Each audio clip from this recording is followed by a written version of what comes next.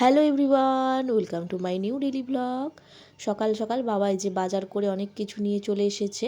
আর মা ওখানে সকালে সবজি কাটছে, কারণ সবজি দিয়ে ডাল হবে, সকালে জলখাবার খাওয়া হবে।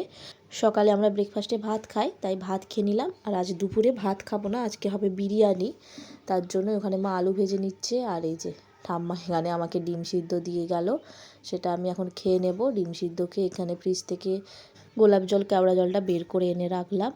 এখন জানেন তো সকালবেলা ডিম সেদ্ধ, তারপর কুলেখাড়ার রস, এগুলো আমাকে রোজই খেতে দেয় মারা।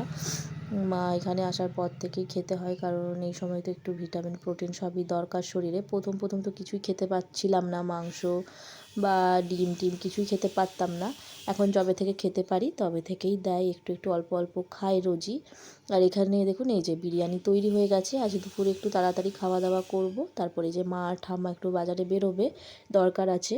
মা আর ঠাম্মা এখানে চলে গেল বাজারে। আর আজ রাতে একটু আলুর পরোটা খেতে ইচ্ছে করছিল, তাই মাকে বললাম আলুর পরোটা বানাতে, তাই মা এখানে আলুর পরোটা বানাচ্ছিল। খেতে কিন্তু অসাধারণ হয়েছিল। এই যে ভাজা হয়ে গেছে, বেশ মুচমুচে হয়েছিল। আলুর পরোটা আমার এমনি খেতেই বেশি ভালো লাগে, কিছু দিয়ে না খেলেই বেশি ভালো লাগে। চলুন খেয়ে নিই। আজকে ভিডিওটা এখানে শেষ করছি, টাটা।